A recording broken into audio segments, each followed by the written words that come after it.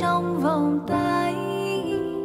Bao năm rồi anh có hay cất mong cho tương lai mai này, em vẫn đợi cho anh về nên câu ước duyên thề. Thương anh em, thương thương cả những con đường, thương qua mình đẹp quá, thương gói nắng chiều xa.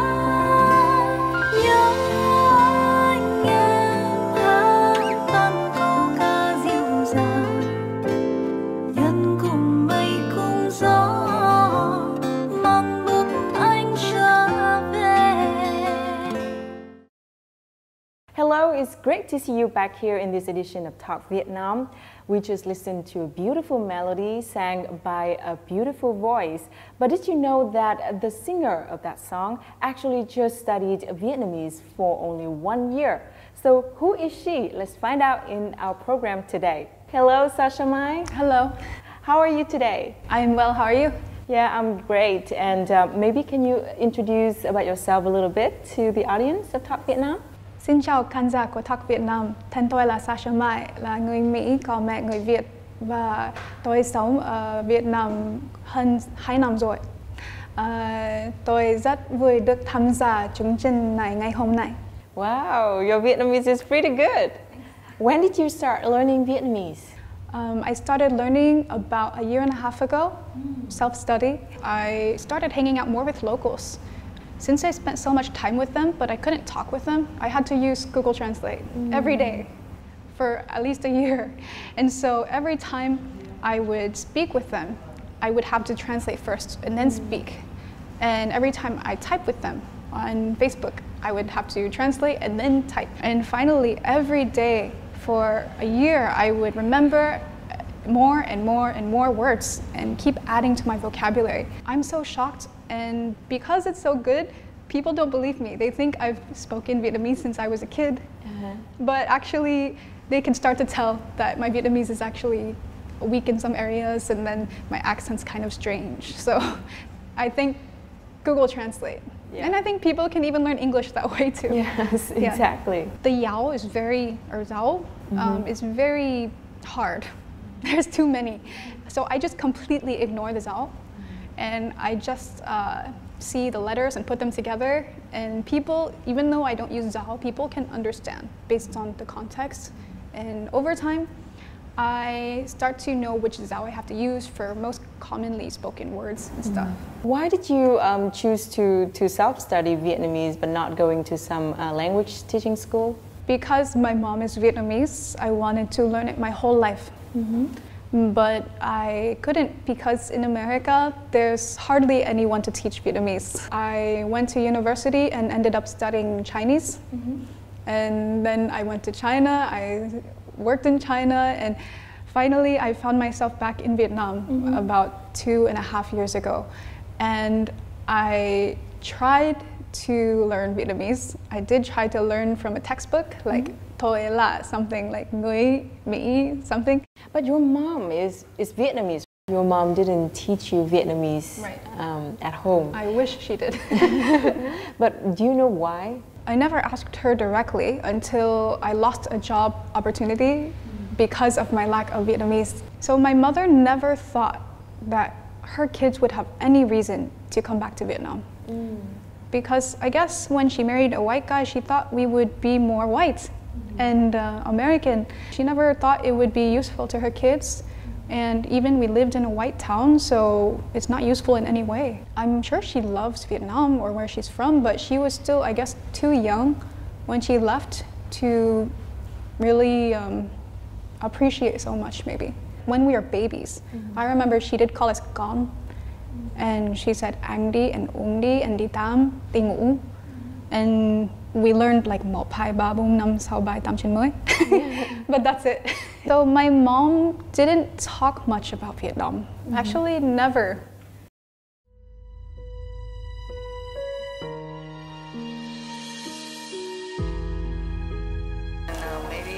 Leaving Vietnam at the age of 14 in 1975, for Thanh Xuân, Sasha Mai's mother, all her memories about her home country have fallen into oblivion. I didn't think of my children would go back to Vietnam to see where I came from. So I didn't tell them about Vietnam. I didn't want to teach Vietnamese to them is because it's a hard language to learn, and because there is not a lot of Vietnamese community where a lot of Vietnamese people around for them to practice. So they only got to talk to me in Vietnamese, and they don't get to practice, and they don't get to, you know, so it's hard for them to remember if they don't practice. To speak English is better so that they can do better in school. Focus on just one language. For the first time in 43 years after leaving Vietnam, Thanh Xuân came back to Vietnam in 2018. For the first time in so many years, she returned to Vũng Tàu, where she was born, and enjoyed her childhood dishes. It's good. It's remember back, you know, in back where I came from, and remember to see all the people from my country, and got to talk to them in Vietnamese language, and to see what is the Vietnam is like after all these years. I'm very glad I went back because it looked very prosperous, more than before I left Vietnam.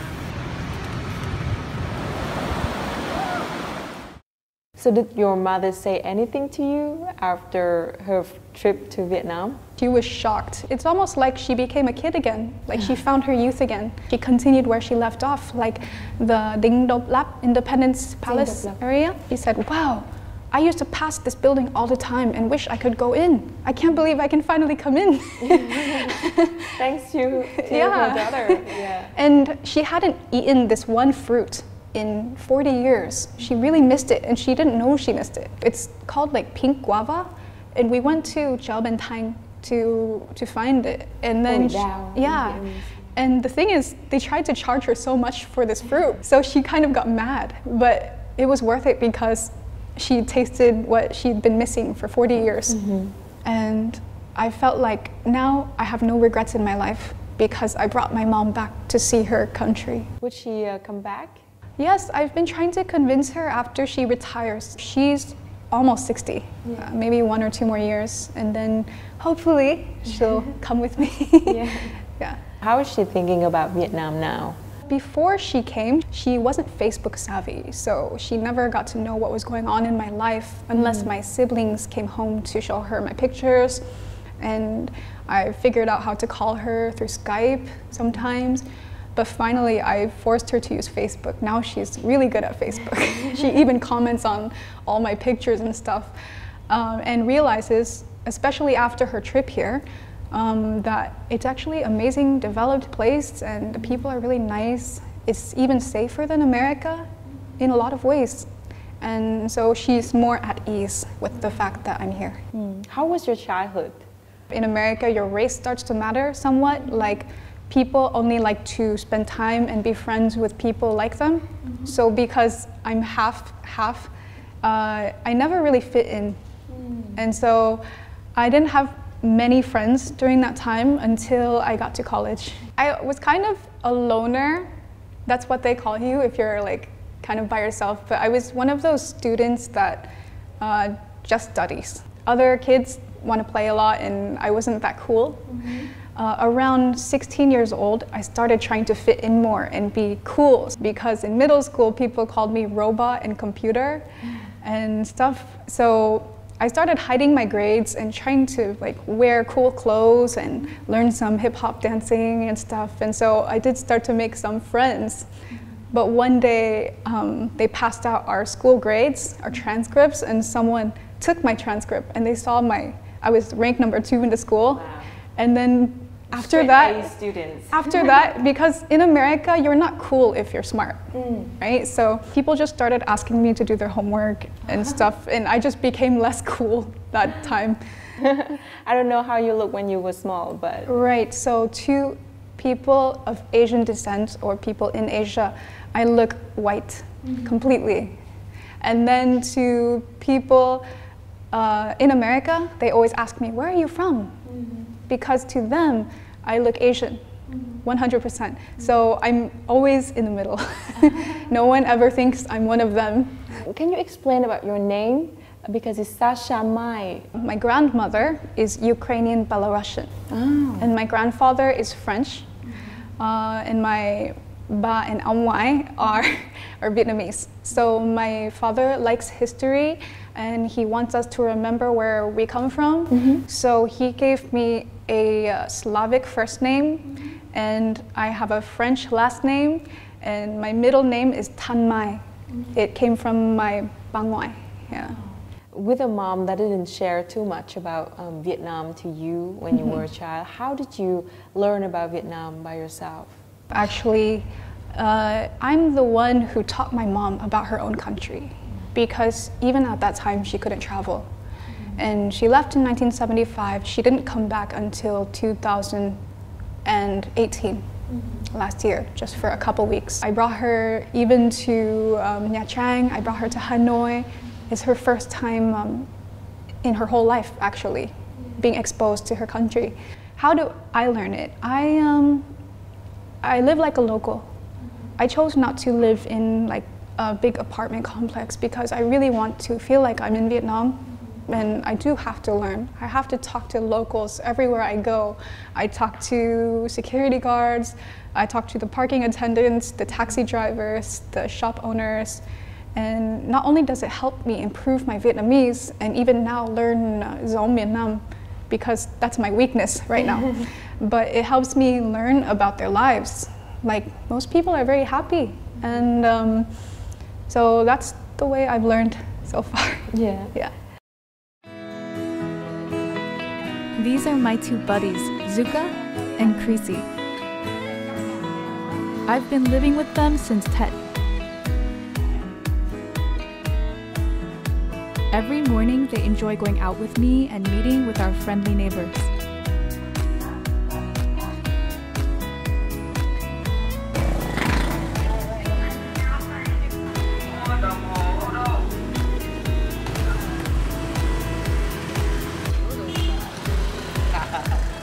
For over the last 2 years, I've been living like a local and hanging out with locals a lot to absorb as much Vietnamese culture as possible.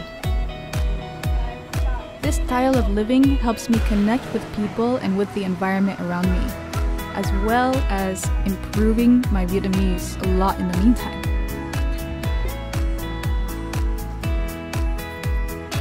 The smell of a bowl of hủ tiếu in the morning is something I cannot resist. The biggest reason why I love street food is the atmosphere. Street food stalls like this one offer me an authentic feel, simple but vibrant. I can see the old lady making my bowl of hủ tiếu in front of my eyes, and I can talk to her while enjoying her flavorful noodles. Và có nhiều khách hàng không? Có nhiều. Sáng cũng đông lắm. Từ buổi sáng bắt đầu mấy giờ sáng? 6 rưỡi rồi. 6 giờ rưỡi. Đến khi mấy giờ? Tới giờ nào hết rồi dẹp. Ba là người Sài Gòn không? Ở đây hả? Đi Sài Gòn, ở đây. Hồi này lẻ tới giờ 7 mấy rồi. Con sống ở đây khoảng 2 năm. I have to admit, at first it was challenging, and I wasn't too sure whether I had made the right choice by committing to stay here. However, after those times living here, I'm happy to call this place home. Tell me more about the first few days when you first landed in Vietnam. How was that? It must be difficult, right? Yes, that was 10 years ago. When I got off the plane, I remember seeing like cannon on a building, CT Plaza or something. And actually, they were scared I would get lost in the airport. It was my first time out of the country, so... out of America? Yeah. Your first time? Right. And that was when I was 18. So I got off the plane and an airport employee met me at the departure ramp because they were afraid I would get lost. So he kind of took me with him to where I was supposed to go. Everything was easy. And then I got out of the airport. The air was so humid for some reason. It was summertime, right? Actually, it was winter, but it was more humid than what I'm used to. I got out and there were so many people crowding around the airport exit. And then I was shocked from the traffic. Again, it's my first time out of the US and the traffic was so scary. But you adapted very quickly to the new environment. It took me a while. So I had a friend and they told me I'm supposed to hold them on the motorbike. I was so scared being on the motorbike. And so I would actually hold them. So it's amazing that I went from that to now where I'm just driving myself. Yes. Yeah. And what about the language barrier? At that time, because I only spoke English, I just looked and smiled at everyone. I felt so stupid because every single dinner I would just look and smile and they would say many things to me, ask me many things, but I felt bad because I couldn't answer anything. How did your parents react about you going to Vietnam, because you didn't have that experience, traveling to different places? Actually, I'll say that America is so far away from the rest of the world in not only distance but exposure. We don't think about the rest of the world that much. Americans are kind of, they're more into domestic affairs and stuff. And I've always been curious about history. So I always felt like, where are we from, And so when I went, they weren't surprised because I've always been very adventurous, mostly in my mind, until I was able to do it on my own. 40% of Americans have never left the country. Even my parents haven't traveled in decades until recently. So now you feel connected to Vietnam. How do you identify yourself? Are you American? Are you Vietnamese? Or recently I asked people, am I Vietnamese or not? Do you consider me Vietnamese? And it was 80% consider me Vietnamese, even Vietnamese people. But I think VietQ, Vietnamese Americans, don't consider me Vietnamese usually. Vietnamese people are the ones that consider me Vietnamese. And that's why I feel like I belong more here. Can you guess why do Vietnamese people think you're Vietnamese? Well, before they know me, especially if I wear more Vietnamese style makeup, they think I'm from China or Korea. So they're like, bạn là người Hàn Quốc không? Bạn là người Trung Quốc không? Không, là người Việt. Huh? Usually after I explain, after that whole conversation, I explain I came here, I want to live here forever. And I explain where I'm from, what I've done. They're like, okay, you're Vietnamese. And my friends also tell me I'm Vietnamese. So I don't know, but I do feel more I am Vietnamese, and I've been searching for what I am, who I am my whole life. So besides my religion, which is from Russia, everything about me is Vietnamese up until now, besides my growing up as an American.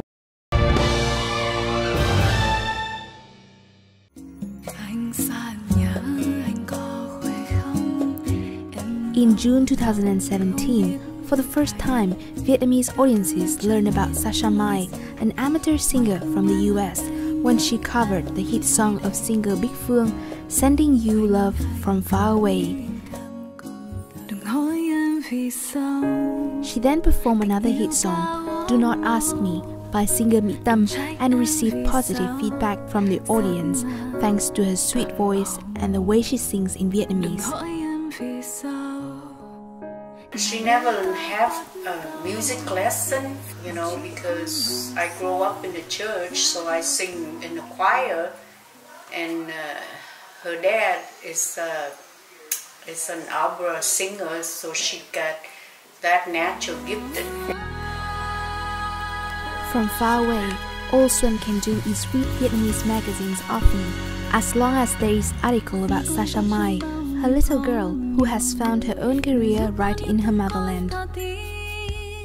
I like her to follow music career because she had natural talent. She can sing different languages. She can sing English, Vietnamese, and Chinese. Her voice is really nice, so I don't want her to stop singing. I love you, Sasha. I miss you and come home soon.